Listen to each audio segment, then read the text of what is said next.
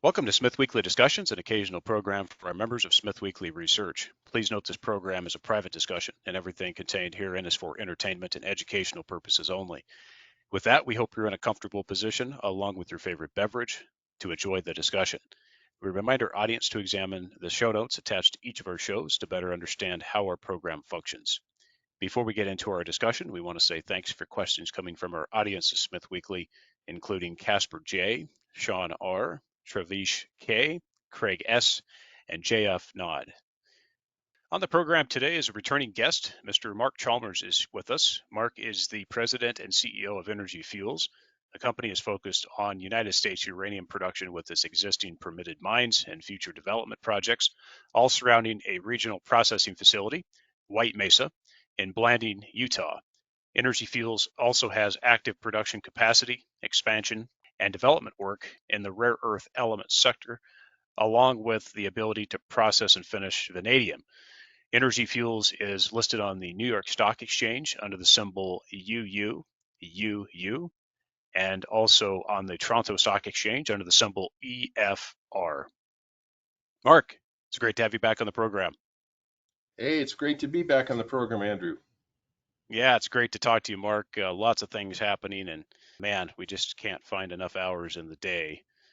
Well, lots going on, lots to talk about, specifically on Energy Fuels here. But I want to have you start off first before we get to Energy Fuels specifically with talking a little bit more about the uranium sector for a moment as far as current conditions in the market, supply response and lack thereof, term contract demand, bottlenecks in the fuel cycle. What stands out in your mind today about the sector and where we stand right now?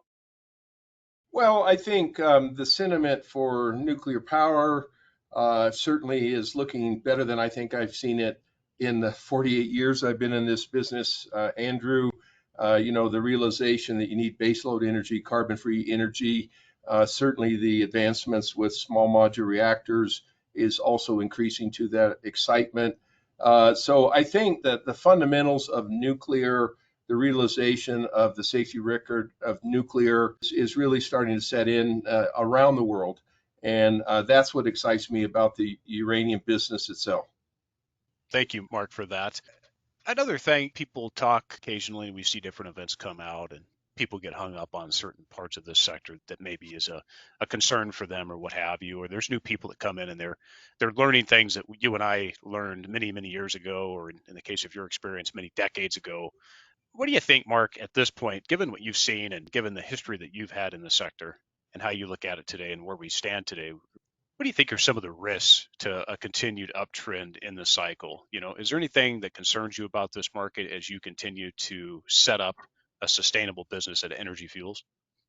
Well, I think that when you look at, kind of post Fukushima, we had, really this everybody went into the mothballs again on the uranium sector, including exploration. So, Fukushima was in 2011, and, here we are in 2024, 13 years later, the exploration basically stopped. Okay. I mean, there was some exploration and advancement, projects like NextGen particularly, but pretty much around the world it stopped for 14 years, and that depleted more known uranium resources that were not being replaced with newly discovered pounds. So I think that in combination of the skill shortages, when you look at what it takes to get these projects up and rolling successfully with people that understand the projects, and the shortage of exploration over the last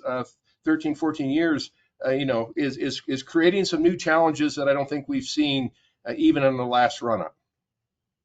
Fully agreed with that, Mark. Good, competent hands that are honest and good, hardworking people are hard to come by these days, as you well know. And we've seen this not only in the uranium sector, more amplified, but also across the entire sector, energy sectors as well. Well, Mark, as you know, there's continues to be a buzz coming out of Washington around the uranium and fuel cycle supply cutoffs from Russia or its controlled sources, Mark, some of which has already had some impacts on this market, and some adjustments have been made either by government's policy changes or by just company specific policy changes. But any comments there? But also, I want to couple this in because I think it's related, and we'll come back to rare earths yet again later towards the end of this. But do you see that China has incentive to cut off export of rare earths to the West? That has potential to increase if some of the sanity continues to erode away. What are your thoughts on those things?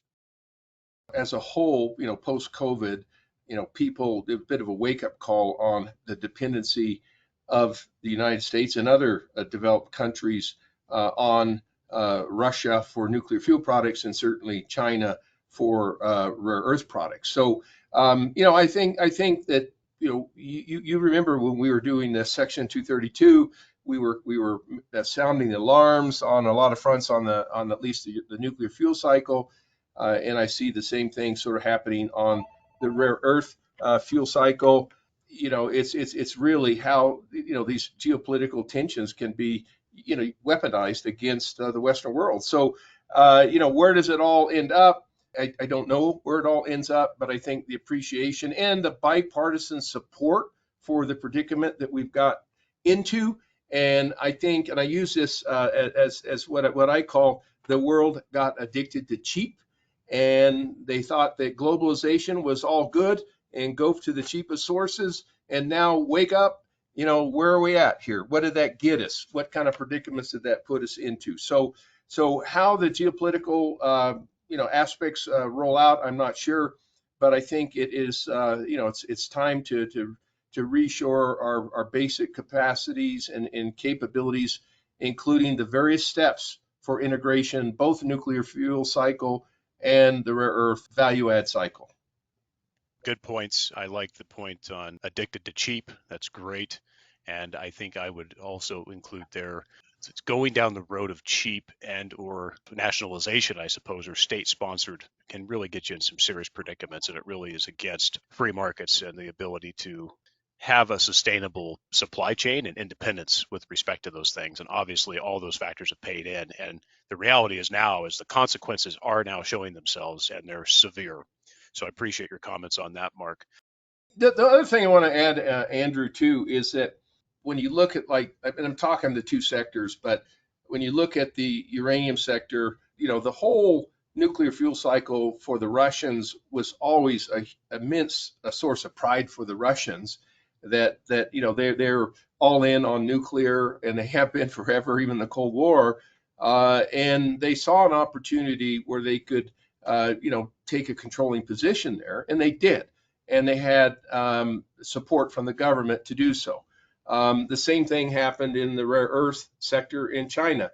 They saw an opportunity where they could get their foot in the door in control, and they did the same thing. So there's a kind of a bit of a repeat here between the two of them on how they can take what are effectively, even the nuclear fuel cycle is small in terms of world economy, and the rare earths is small, but how they could pick a couple of these sectors that they could actually materially move the needle, and they've done that.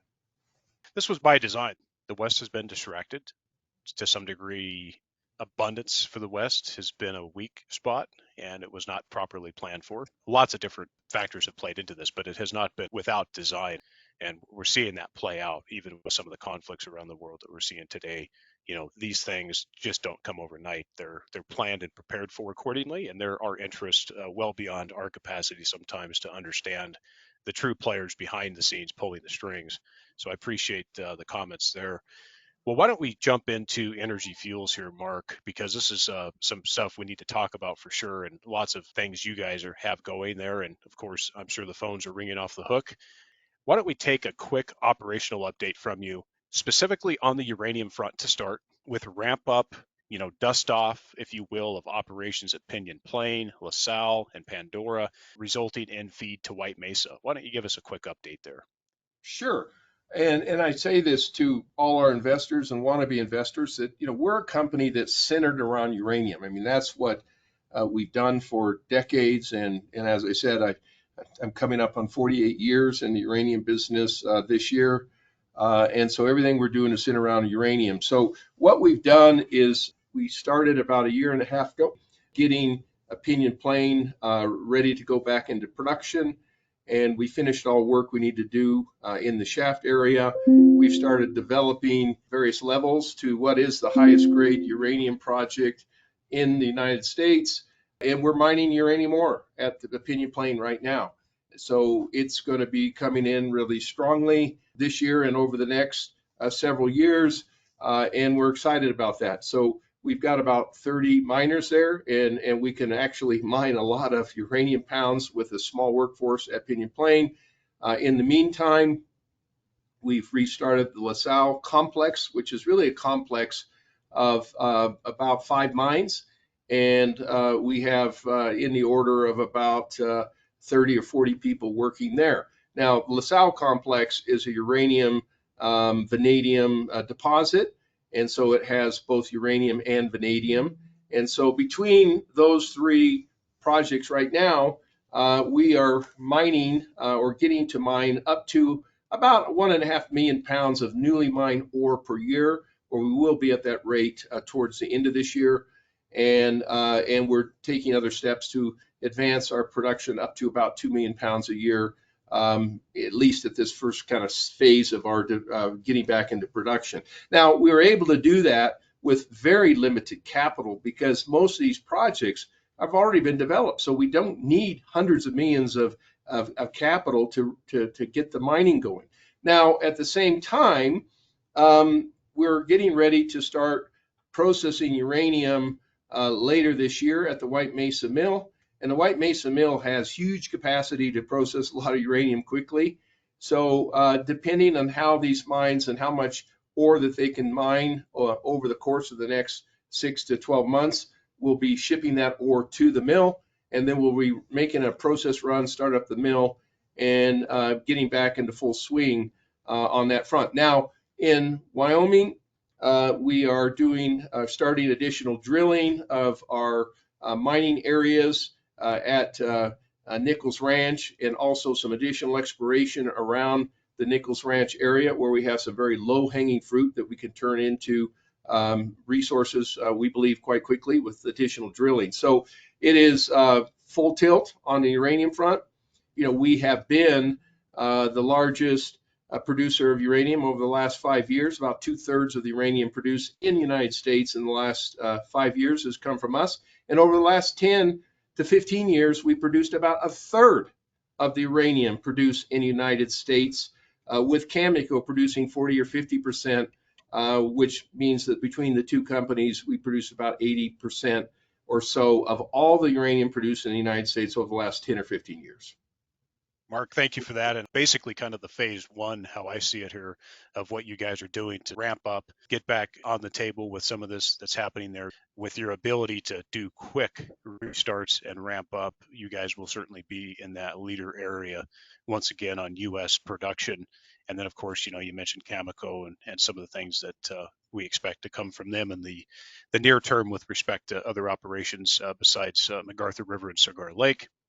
And I want to get into kind of the stage 2 discussion in just a moment, Mark. But one other follow-up question there. With the operations that are getting going at Pinyon Plain, LaSalle, Pandora, are these being staffed fully in-house, Mark, as far as the operations, or are you using a combination of in-house staff and also contracted mining services for some of that work?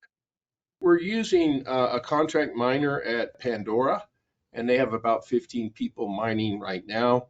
But everything else is all in-house. We've hired a number of miners, and we're ramping up. But it is, I'll tell you, when you start looking for people with the right skills, it is hard. It is hard.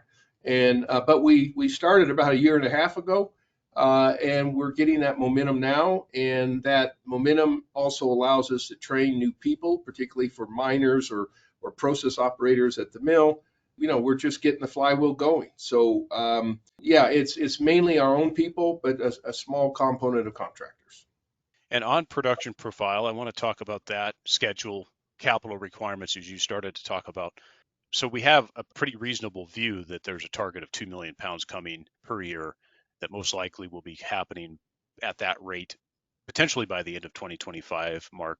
There obviously is another layer of development projects and also toll processing that could lift that figure in the coming years to potentially 4 to 5 million pounds. Talk about that just in the context of expected timeline. If that is the goal immediately, what type of timeline we're looking at to get to that area? Also, capital requirements that you would see just on a rough basis, obviously, to get to that point, again, should market conditions merit doing so.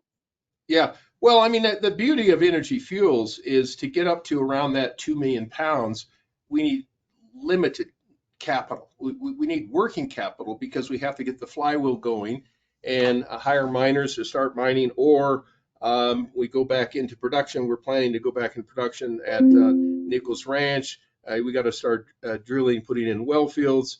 It's really working capital. I mean, we've got a lot of our infrastructure, as I said, is 100% paid for. And so to get up to that 2 million pounds per year, we don't require a lot of capital. Now, people are now talking about increments of 5 and 10 million pounds, and we talk without a fork of tongue. We can get to the 2 million pounds quite easily with these mines we're restarting, some of the alternate feed, and looking to other things like potential buying schedules, which we've announced we're going to do.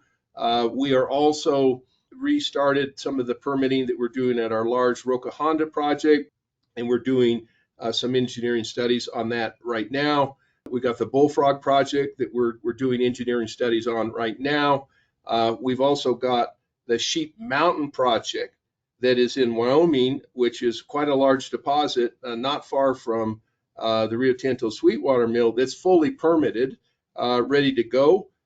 So when you look at getting the first rung up to the 2 million pounds, limited capital, mainly working capital that we can capitalize as we mine this ore and whatnot and put it on the stockpiles at the mill. And when you start going over the 2 to 3 to 4, we've got to start spending capital to develop these other projects that are in the pipeline. And it kind of ramps up around $100 million or so. And I'm not saying this with any significant confidence because we still got to do new engineering studies for that to go from like 2 to 3 to 4 to 5.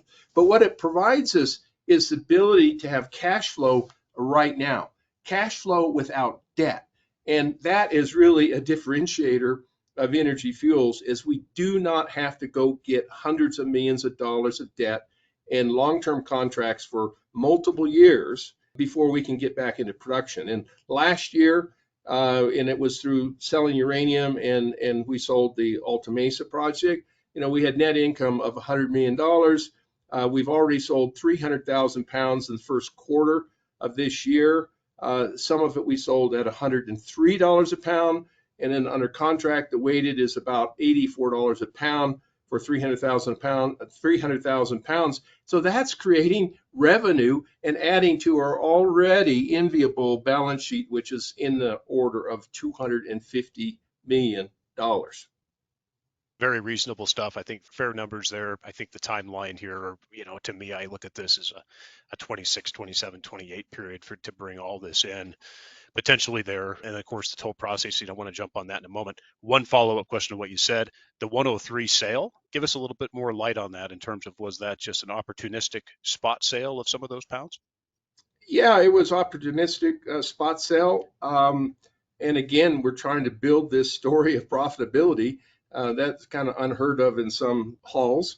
We sold 200,000 pounds under our long-term contracts. We have 3 long-term contracts, and we sold it around $75 a pound, which is about what the term price is currently. And then we saw the price go up to 106, and we thought, well, let's just put a little bit of material out on the market. So, and we're still looking at how the market is responding, the pricing, and we'll still do some speculative selling that is not under contract, as we think it's beneficial to our shareholders. Good for you. Well done on that, Mark. I appreciate that, and that flexibility, the fact that you don't have to spend a bunch of capital here to get some of this production in. You know how to sell on the spot market, to be careful there and maximize that piece. So well done. I think that just demonstrates yet again, you guys have flexibility, yet experience and expertise on those different matters.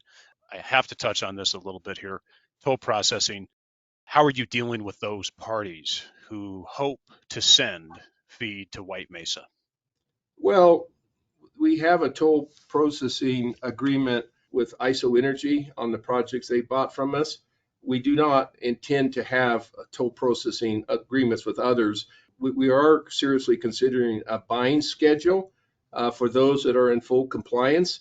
And so there may be a few mines out there that are wanting to go back into production. Basically, the way we're looking at doing that is that people that want to sell their ore to us, we'll sit down and we'll custom tailor a program between both parties that works for both parties.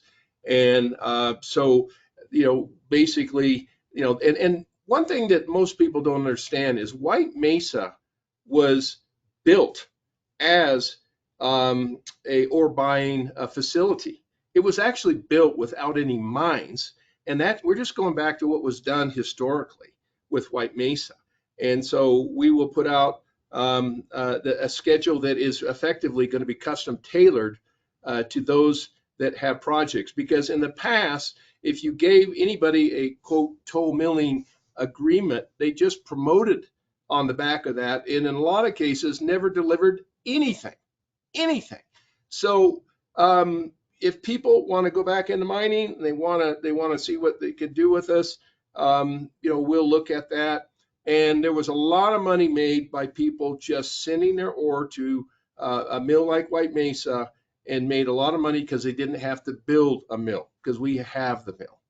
So generally speaking, and I'm not going to talk in absolutes, that if you deliver your ore to White Mesa, we'll generally come up with something that will be in and around plus or minus 50% of the contained value. Then we'll process it, and then we'll have the rights to selling that product on the market to our account. And some people think 50% is not enough, but they also don't know what it costs to process the ore. So we're looking to strike a fair deal with those that want to sell uranium to the mill this year. I think it boils down in part to your good graces and discretion, which I can always appreciate. So thank you for talking about that briefly with us here. I want to come back to rare earths in a moment. Just give me a little bit more time here on uranium.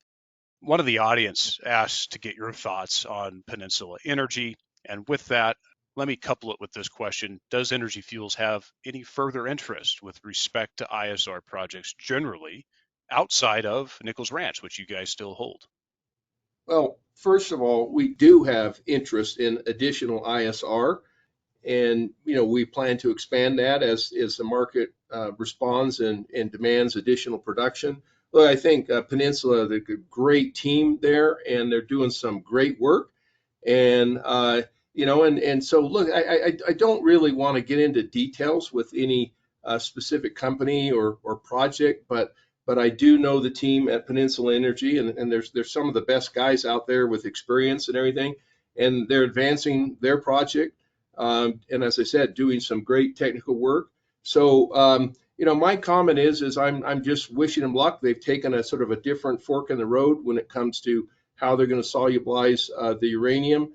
I have done ISR over the world, and a lot of the ISR I have done has been on acid leaching or low pH. Their approach is a little more benign than what I've done in places like Kazakhstan and Australia. But I salute them to do everything they can do for their project. And as I said, it's a very solid team they have there at Peninsula. Mark, thank you for that. And of course, we have to respect your position as well there, and sometimes your inability to talk on certain specifics, and we understand why. So I appreciate your comments on that.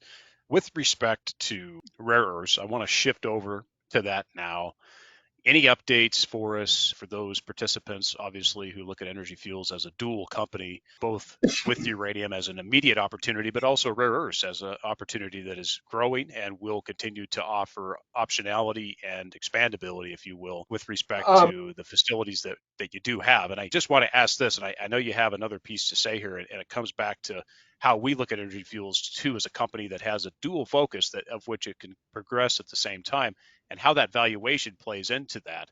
But with that, updates on anything with respect to monazite feed development work, timeline with increasing production and finishing options at White Mesa, and then also, if you don't mind, any status on the MOU with the Donald Project in Australia.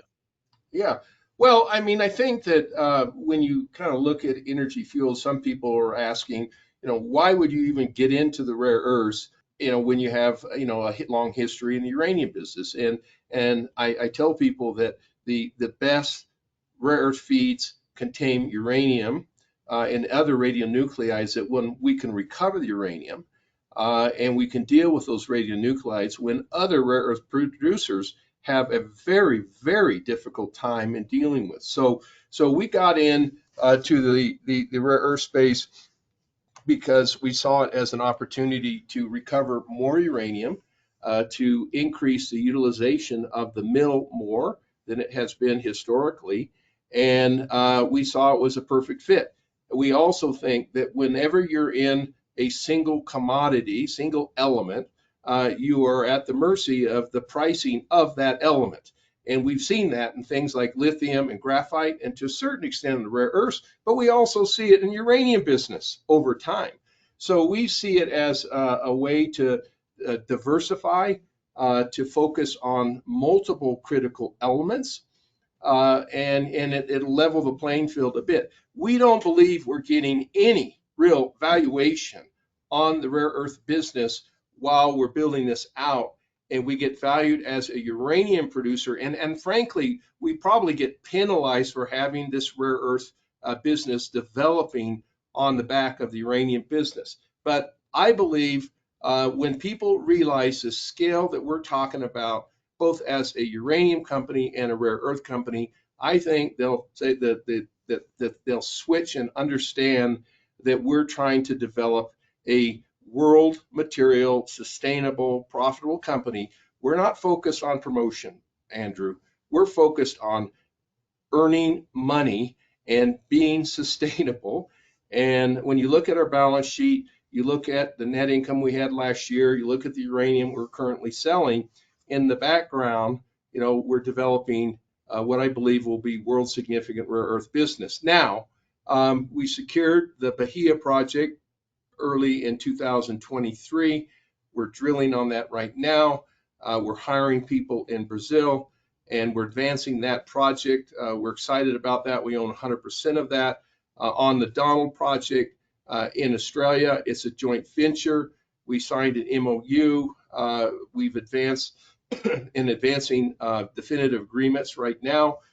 We are effectively done with our due diligence, and we see that as a significant source of monazite in a nice jurisdiction like Australia, in Victoria.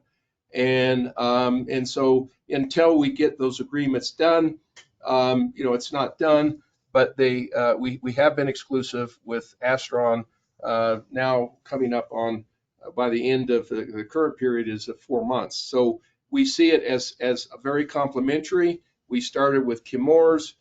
We acquired Bahia 100%. We've got a joint venture that is 49%, but we get 100% of the monazite, which over time could be up to 15,000 tons of monazite per year.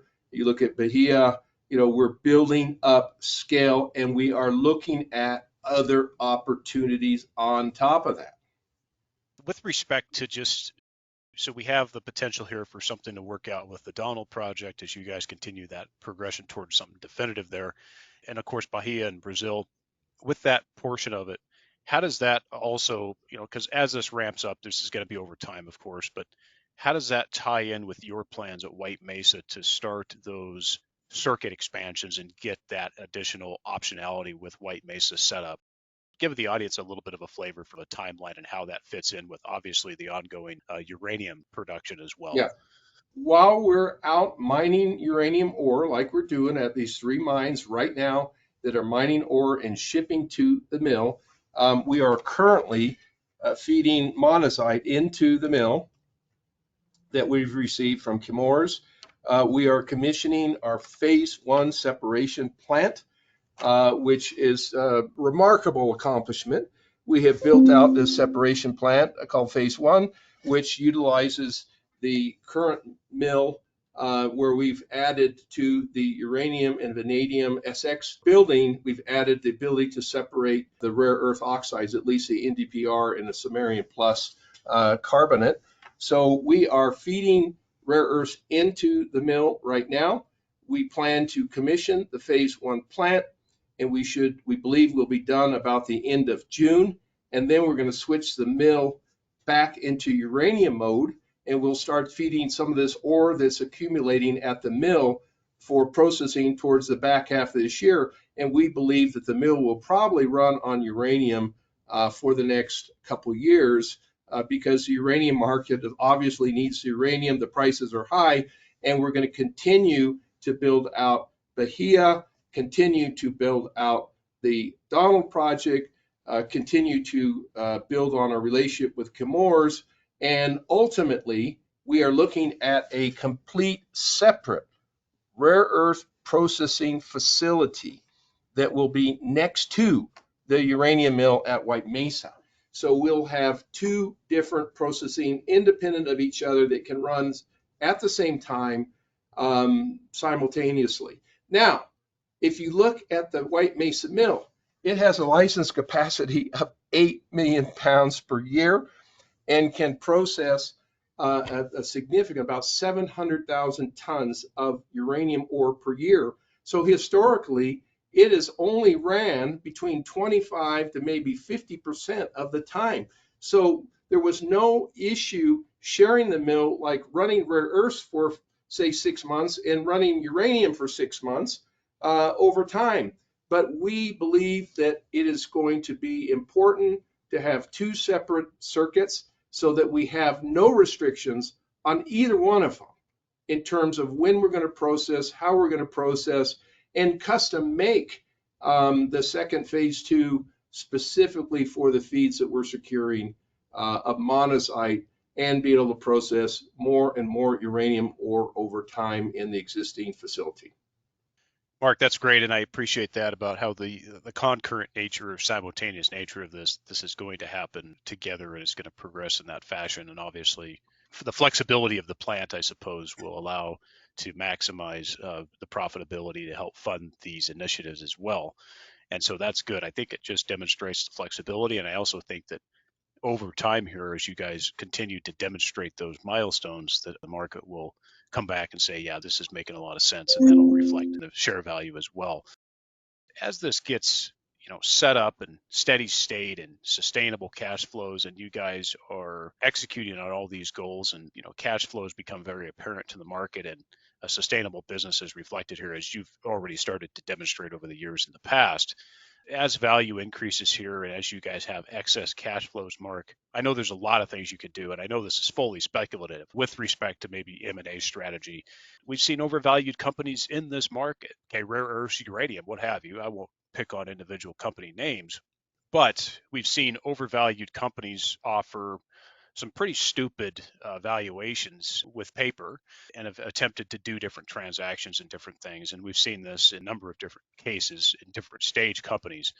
As you guys start to get into that mode of expanding that pipeline, you have multiple decades ahead of you in terms of work and cash flows. Maybe it doesn't make sense to put those cash flows back into M&A at some point. It's also very speculative, but do you see that the company in the future would start to pay some type of dividend to shareholders if everything aligned in your vision?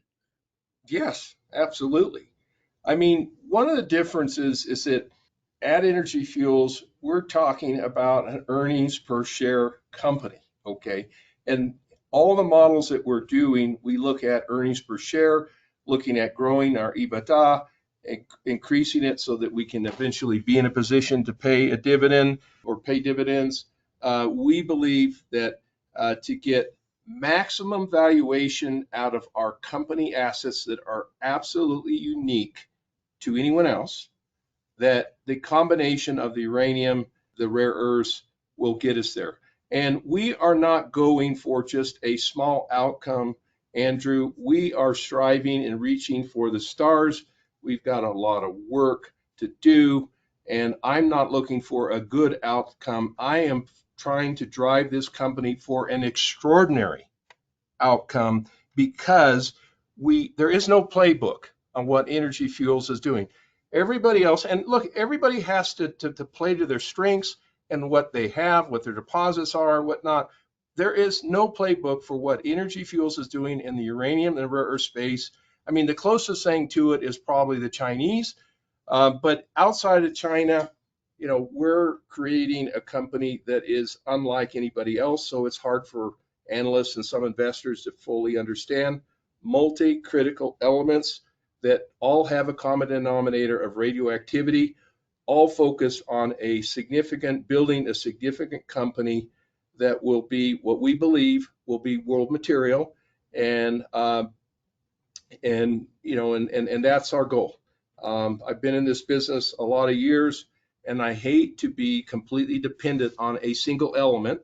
And we believe that it's in the best interest of our shareholders over time to have multiple elements that can smooth out some of the peaks and valleys that you can see in any of the mining or processing arenas based on the volatility. Mark, just as we wrap up here, talk about some of the work you are doing to train, provide wisdom transfer to people at Energy Fuels. Obviously, you and I aren't getting any younger. Local community efforts to raise education on the importance of proper natural resource development. As well, Mark, as you know, it's very much needed. Education to bureaucrats in the agencies to understand that the importance of high quality energy, let alone responsible natural resource development at home, and the wealth it brings to a sound society. One, we've been recruiting a lot of young people, and actually the fact that we're diversified and cover these various elements has been a benefit for recruitment, because some millennials, young people, just they think uranium business, and the fact that we've got the rare earths and the NdPr and the dysprosium, terbium, potentially radium, uranium, vanadium. They like that diversification, and that's been helpful from that aspect. When it comes to what we're doing on responsible development and ESG, we have never done more as a company. We've spent more time in the communities where we operate. We've set up a foundation. That foundation represents a cross section of people primarily in San Juan County, includes a couple indigenous people from both Navajo and the Ute tribes. We've been making basically donations. We have a website that people can go in and submit into the website for the San Juan Clean Energy Foundation. And this advisory board looks at that and makes awards accordingly. We've done a lot on the science and technology, the STEM education on some of the programs that are coming from the reservations. We're very proud about that. We've been looking at various support for some of the chapter houses on the reservation.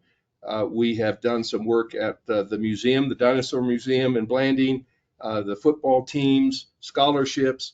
We have never done more, and we committed 1% of the mill revenue going forward. Over this last year or so, I think we distributed about $300,000. We seeded the foundation with $1 million, and right now there's more money coming into the foundation than going out, and we plan to grow it as time progresses. So it's a new world at Energy Fuels because we finally have the financial capacity. Struggled for a lot of years when the price of uranium was $7 a pound, and now we have the financial capacity, and that's really paying off in the local communities.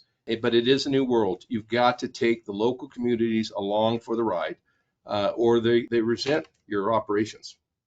Thank you for that. Good initiatives, lots of things happening there. And of course, you guys will continue to ramp that up. And I appreciate the services that you guys are doing to the community that are mutually beneficial, and also that the importance of mining and proper energy and responsible natural resource development is so important. And it has been recently highlighted with the lack of domestic and independent policy to promote that at home, which is so important. And of course, the country is paying for today as a result of those poor decisions in the past. Mark, well, look, why don't we leave it there? Thanks for your time. The last question for potential investors who are listening in. The company has a market capitalization of about 1.1 billion US dollars. Why should Energy Fuels be considered within the institutional, family office, and retail investors' portfolio at this stage? Well, I think it's simple. If you look at us as an energy transition company that has these multiple elements, watch this space. Watch as we expand it. Compare us to the market caps of other uranium producers, and then look at this building story with these other elements. We're doing this, and my goal is to do this while we're profitable in the uranium business, and we are doers. We're not promoters. So, I mean, in the market moves, you can ride, the share wave if you want, but you need to have an exit strategy. I think the uranium business never looked better, as I said, but we are driving our own bus, and we are driving for profitability. We're a billion-dollar company. We are striving to be a multi-billion-dollar company, earnings per share company that is unlike any other company, because you usually would invest in uranium or you invest in rare earths. An investment in Energy Fuels is an investment in energy transition on steroids, focused on the United States, doing things that nobody else is doing right now. And just for example, and I know it's a little off topic, we built the phase one separation plant, which is a world significant separation plant for $16 to $18 million. And many companies can't even build a pilot plant for that. And we built a commercial plant that we're feeding right now. So look, we are not a promotion. We are focused on earnings per share, and we're focused on the energy transition. If you're not currently an investor, just take a look and see what we're doing and watch our progress. And it's my goal to show that it will be not a good company, an extraordinary company. No, that's my goal. That's my personal goal. And I just have to prove the market that we can do what I'm saying over time. So just watch it step by step. We'll keep the market informed accordingly. And Mark, what is the best way for folks to reach out to the company? Usually available to take a call here and there. Curtis Moore, who is our Senior Vice President of Investor Relations and whatnot, takes more calls than I do. So, if people, want to have a meeting with us, want to hear more about a story, you can go to our website and you can ask for talking to somebody from management, and we'll try to make that happen if we can, if we're not overly too busy, but we're usually available. Mark, appreciate that. Great to catch up. Thanks again for taking the time today. Keep up the progress, and we'll talk again soon. Thank you. Thank you, Andrew.